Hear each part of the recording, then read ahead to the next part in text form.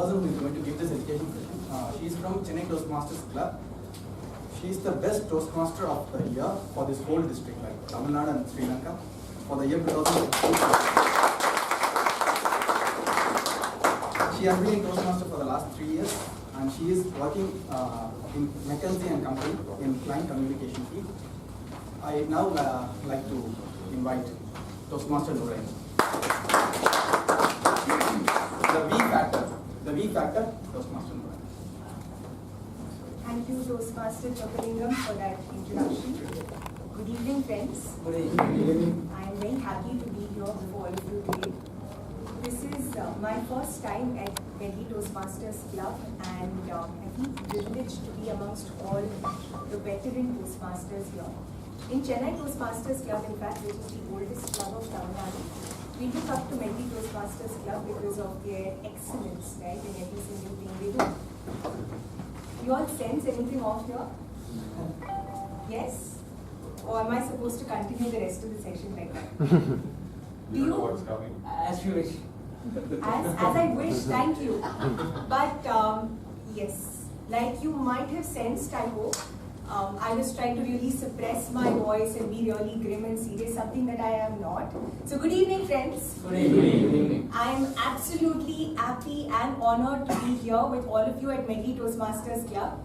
Now, Medley Toastmasters Club is a veteran club, and especially in Chennai Toastmasters Club, because we look up to all of you and the way you conduct your meetings, all of that. So, a big round of applause. I particularly love the gusto with which you all attend district conferences, right? As a team, preparing banners and whatnot. So, very, very happy to be here with all of you.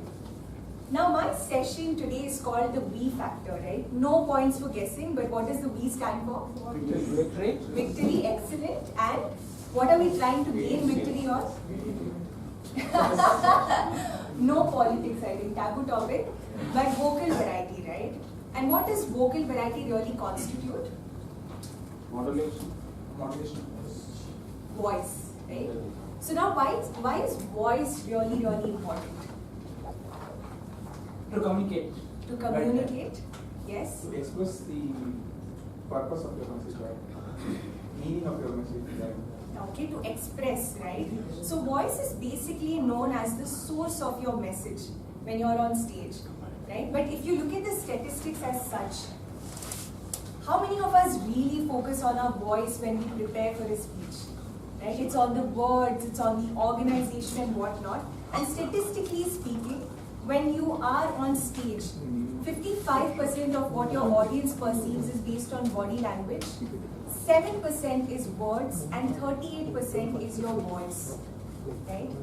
So I'm here to tell you that vocal variety is a very important facet to public speaking, and we all need to pay attention to it. And I'm also here to tell you that this isn't a novel concept, right? Your CC6 manual project in the Competent Communicator manual as such talks about vocal variety. So we are here to just do a quick refresher course of sorts, and I'm going to try and keep this as interactive as possible. So I'm counting on all of you to throw answers my way, throw questions my way, and we'll all have fun and learn. Yes? Yes. Great. So now, first off, vocal variety as such is something that we all are born with. Agreed? Yes. I especially like the theme which says gossips and rumors, because when we all gossip and spread rumors, we're all very animated, yeah, very secretive in our voice, and we're trying to plot against someone. Yes, so it's all very natural. So vocal variety as such is something that we tend to use subconsciously without even being aware of it. How many of you here have siblings? Oh, almost all of you. Great. So now, when you communicate with your sibling, right, your vocal variety plays a very important tool or a very important part in whether they listen to you or not. Agreed? Yes. So I belong to a family where, we had a lot of rules growing up. And my mom would say, don't talk to your sister if you don't have anything nice to say to her. Right? And which means I would hardly talk to her during the day. And please and thank you used to be a very big part of our family. So if my mom would ever hear me talk to my sister without a please or thank you, then I would have to bear the consequences of that. So more times than not, to annoy her, I would look at her and say, Please pass the chocolate. And she would never do it. Right? And that's because my words were perfectly phrased, right? Please, a very nice thing to say. But then the vocal variety as such wasn't complementing my words, which is where the problem really arises, right? So we are here to see the different parts of vocal variety. Now, those of you who read the Competent Communicator Manual will know the 4 elements to vocal variety as such, right? The 4 P's. What are they? Stress. The 4 P's. Pitch. Pitch. Pitch, okay. Pitch, pause. Pace. Pitch, pause, pace, and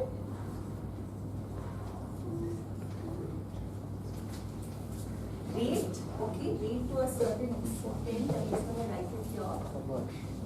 Pitch, pause, pace, 4 P's, guys. Who all have finished CC6? Yes, yes, I'm counting on you to answer this. Power. Volume or power?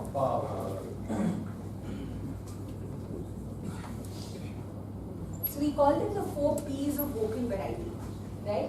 Now power is nothing but your volume, right? Your projection, how far is your volume really going to the room? And then you have pitch, high pitch and low pitch. And then you have pace, how fast are you really speaking, or your rate of words per minute. And last but not the least, you have pause. Now we're going to analyze each and every part of these 4 elements, and we're going to see how they really play a role in vocal variety.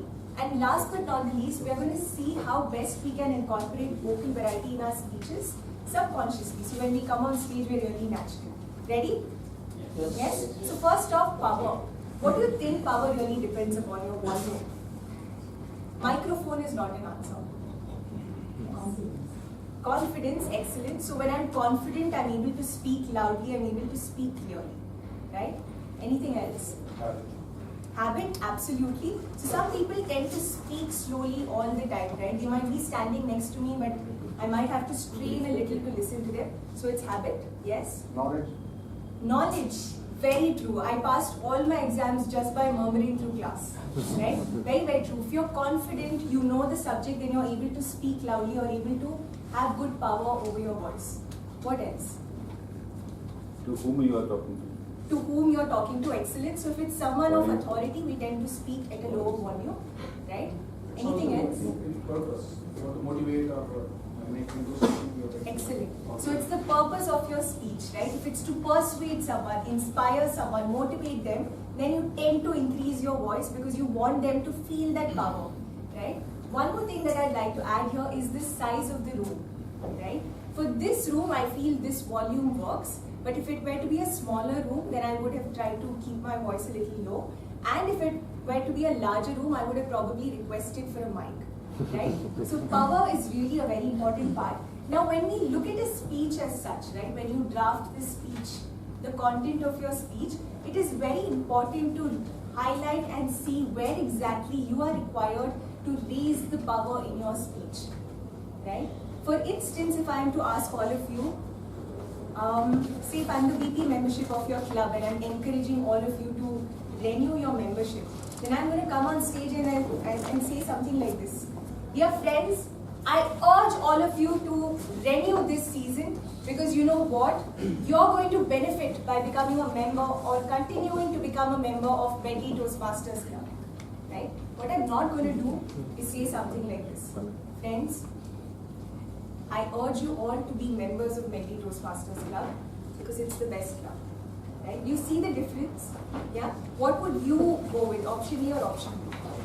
Option A. So it's really looking at the words in your speech, understanding the purpose, and then seeing how best to use power to your advantage. What's next? Pitch. High pitch, low pitch. Anyone who sings here, who's practiced singing? I see hands going in that direction. You have, right? Okay. But, so you know the benefits of high pitch and low pitch, and generally, science tells us this very important thing, or science and marketing combined together. It says that you use low pitch to gain the trust of people, and you use high pitch to build drama, right? And I've read that a lot of places you have classes actually being held for people in sales organizations when they speak on the phone to actually speak at a lower pitch, because that makes the other person on the line feel like you're saying something really important, something that they want to pay attention to. So pitch plays a very, very important role in saying something important to someone. Now generally in a speech, right, in the public sector, speaking sphere as such, you use a higher pitch when you want to build drama, right, like shouting at someone, like saying something really important. Right? Anyone who wants to do a demonstration of high pitch? Someone? No. Yes. A round of applause for the audience. What a crowd here this evening at Medi. Excellent. Thank you, sir. So you've seen how he used pitch, like a high pitch and power as a combination in order to communicate excitement. Right? So that's pitch for you. What's next? Pace. Pace, I think, is self-explanatory. It's fast or slow in your speech. Now, typically, the number of words we use per minute depends on our lives. That's what science really tells us, right? Some people who live like a very fast-paced life, who are busy all the time, who have a lot of things to juggle, they tend to speak a lot faster than the average person, right? So subconsciously, we tend to do this, and we realize that even when we come on stage, we tend to speak a lot faster. Right? Pace also depends on your confidence, your how easy do you feel on stage, right? Sometimes when you're really nervous, and I've seen people do this, they tend to speak very quickly because they just want to finish, like vomit all the content that they have and go back and sit down. Yes? Done that? Yes? So that's really your pace, right? Now, in a speech, you can consciously use pace to your advantage by speaking sooner to build attention, or rather to really get the audience into what you're trying to say and to reach a climax in your speech, right? And then you can speak slower in order to create drama or to introduce an important point. Now you might have seen many speakers come on stage, right, and say they're introducing an important point to you, saying, this marker here can change your life, right? So a little bit of slowing down your pace can really add emphasis on a certain point. Here so far, yes. Last but not the least, we have pause. Now, very few speakers tend to use pause to their advantage, right? But I came across this very beautiful metaphor when it comes to pause. Now, we all have seen clouds, right? We all have seen clouds, and clouds are pregnant with moisture. That's what they say. And when the clouds release that moisture, we have rain. So it's said that when you try to build in drama, you try to build in some excitement, right? A pause can really help the audience get those emotions going. Those emotions that you would like to communicate, right? For instance, give me a line that, we can use pause with. If you think you can, you can. If you think you can, You can. you can. Okay, so do you want to demonstrate that to us with a pause? Yes.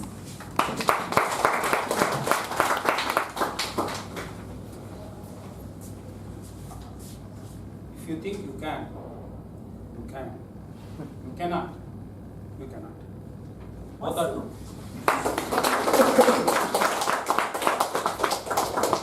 So what did that pause really do? It captures the attention, they're waiting for one. You're hanging on to what the speaker really is saying, right? Now the same line, if you think you can, you can. Right? That really tides away the message, the emphasis of that particular point over you, and that's lost. Right? So the 4 elements of vocal variety: power, pitch, pace, and pause. Excellent. So now you all have this refresher course on vocal variety going for you. All are almost there, right, in getting that. Now, some things that I found down that have really helped me become better at vocal variety. As a speaker, I was very good at memorizing my speech, right? You give me like 600 words and an hour, like leave me uninterrupted, and I could come on stage and vomit that entire content and go back without forgetting a word, right? that was like my superpower. If anyone had a superpower, then that would be mine, right? The ability to not forget a word. But then I came to realize that my speeches were very robotic, right? It seemed like one of those Google Translate tools where you key in words and then you play it and then how it would go on. And it was only when I contested did someone tell me that, you sound so monotonous on stage. There's no drama in your speech. It's just like some robot is talking.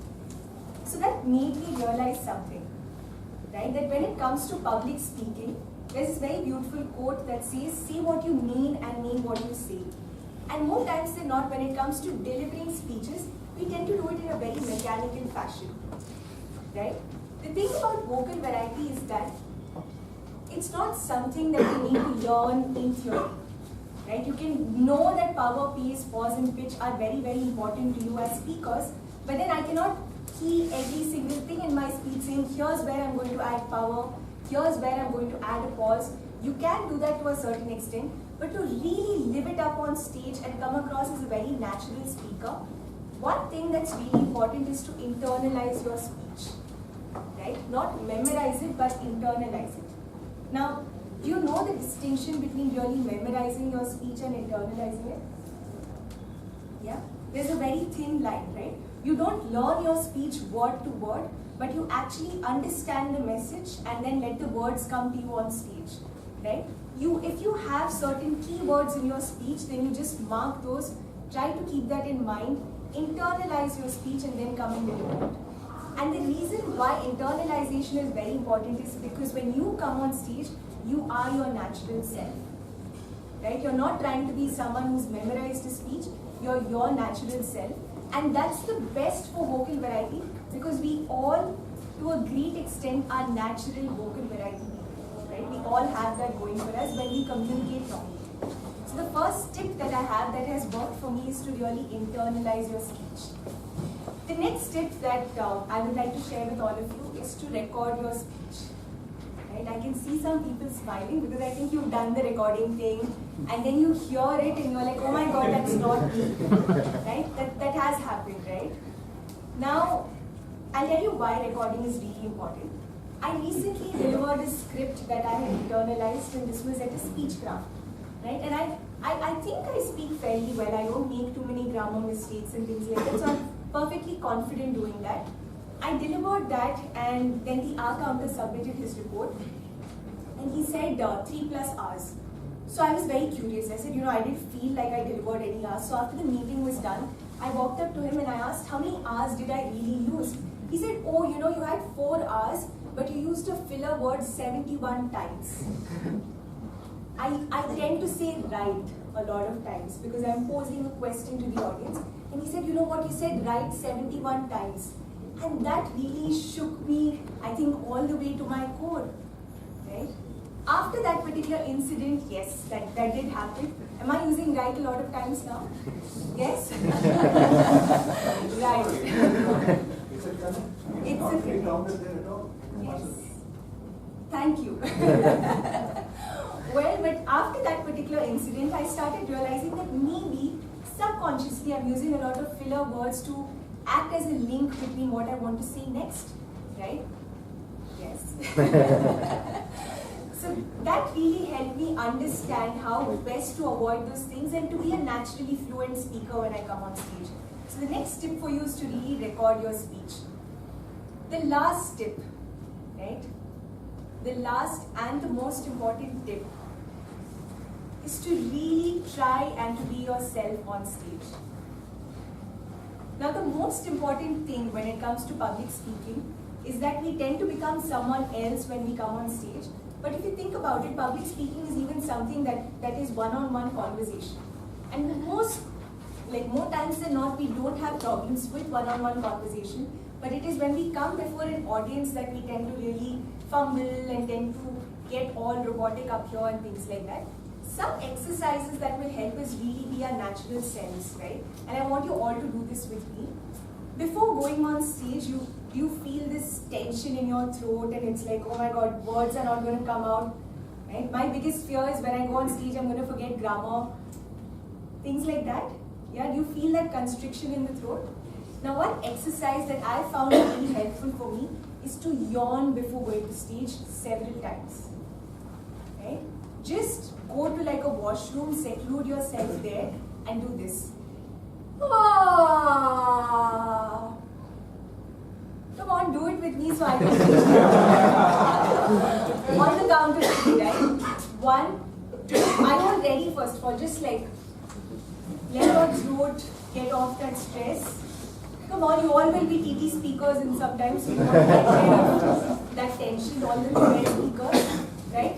Now, on the count of 3, we all yawn as loudly as you can, all etiquettes out of it, right? 1, 2, 3. Ah. Excellent. Once more. Ah. Great. Got rid of all that sleep, right? You feel your throat opening up a little bit? Yeah? So I found that really helpful when I go on stage, because then I'm not worried if my throat's going to really constrict and I'm going to suffocate. Nothing like that really happens, right? It's just your nerves talking to you. So these are the things that I found that really helped me. So to get towards the end of the session, just to summarize, we have 4 things that are a part of vocal variety. You have power, pace, pause and pitch. Each element as such has a very important role in your speech. It helps to create tension, build drama.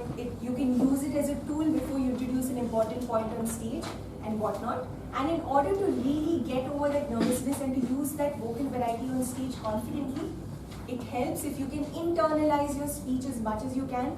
If you can record before you deliver a speech and see what it is that you tend to do subconsciously, right, without being really aware. And last but not the least, if you can practice these stress-busting exercises for your throat, that really helps you when you're on stage. Yes? Now with that, we move on towards the Q&A session. Any questions on vocal variety, anything at all?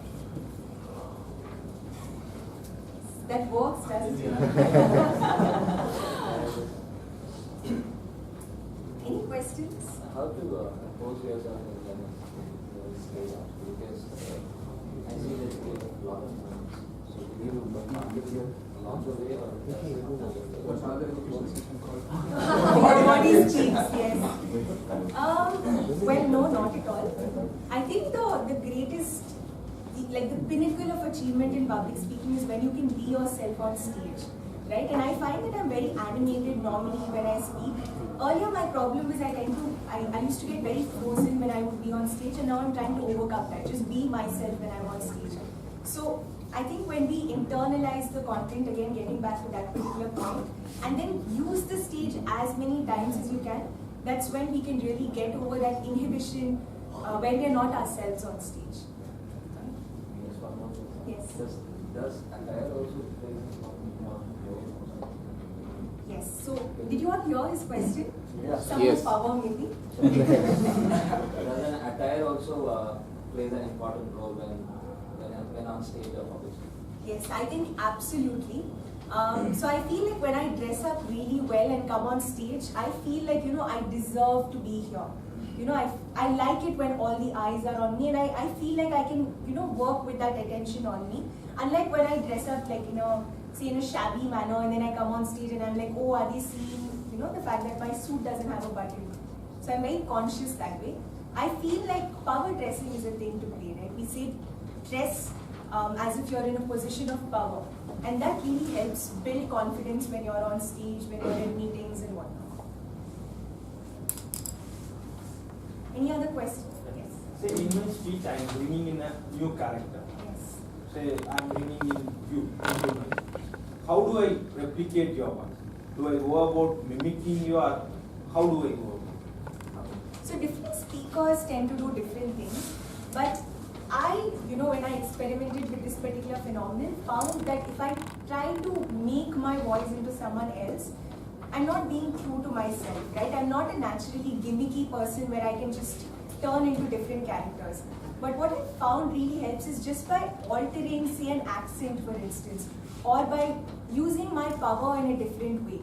That itself helps me become the character, right? Also, one more thing in stage choreography that you say, sometimes people go to one part of the stage and then they use the other part of the stage when playing different characters. I found that a quicker fix to this problem, while trying to mimic the other person without changing your voice, right? From a man, you don't have to make a woman's voice. It just helps if you change your stance a little bit and so on. So in my last year's international speech contest, I was, I shared this entire story about swimming and how I had a teacher who used to be this really booming figure. So whenever I would become her, I would become someone who's a lot larger, with hands on my hips to show that this is a person of authority. And that communicated to the audience, I think, to a large extent, that this is someone else. Any other questions? Because I have a game for all of you. Right? I need 3 volunteers on stage. Someone who hasn't volunteered before, maybe someone who isn't playing a role. Right? This is a fun game. Awesome. Please. Can we have a 2 more volunteers? Hello. Girl power, please. Sorry. Where are the ladies? Yes.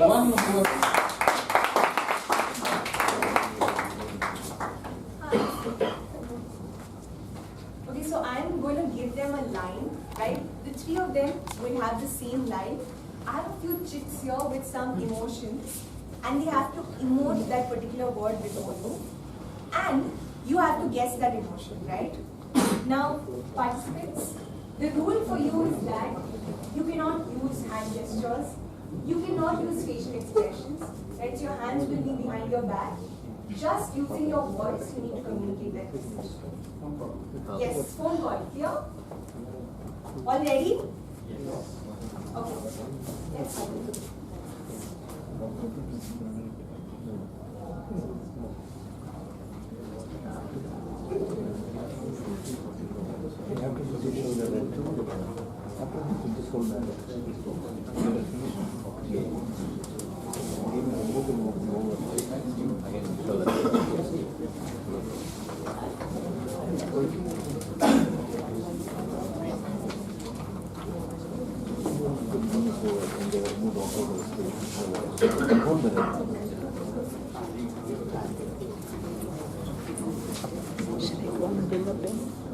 I'll give you a telephone.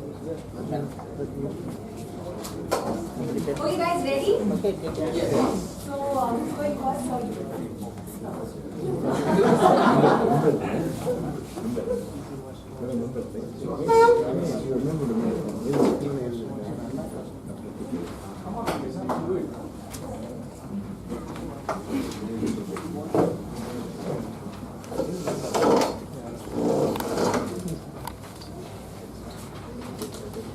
Exactly 4 years back, my friend called me, my colleague, and my friend, my Melvish called me.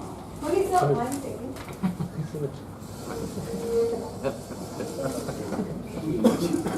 Okay, take 2. Yes. Action. Only actions.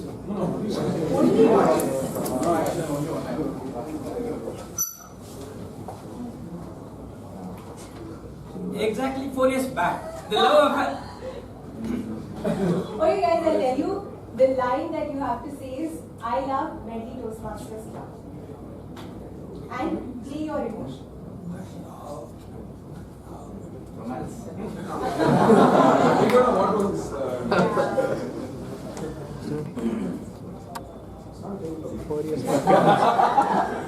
Yeah. I adore Medley Toastmasters Club. I adore. Okay, yeah. I adore Medley Toastmasters Club. Okay, what's his emotion? Normal. Self-doubt. Self-doubt. Confused. Okay.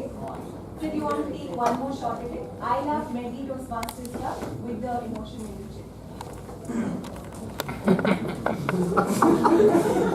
Okay, we'll have another person. We'll come back to his emotion later.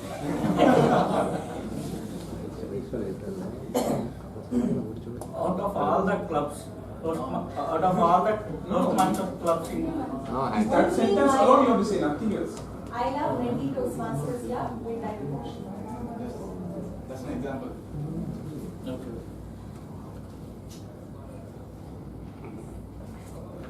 I love medley Toastmasters.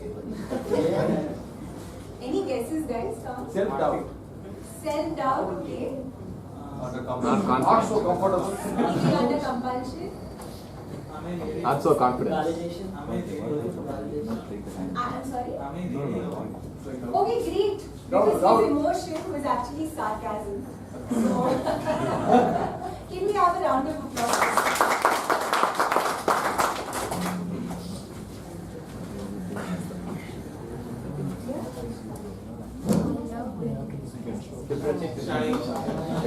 Okay, one. No body language. Yes, no body language. Just keep holding it. I love Merry Christmas. Very good. No. I love Merry Christmas. I'm getting more word ideas from the Grammarly now. Last chance, yes. They have yes. Yes. I love no silence. No silence. Losing you, don't let silence. I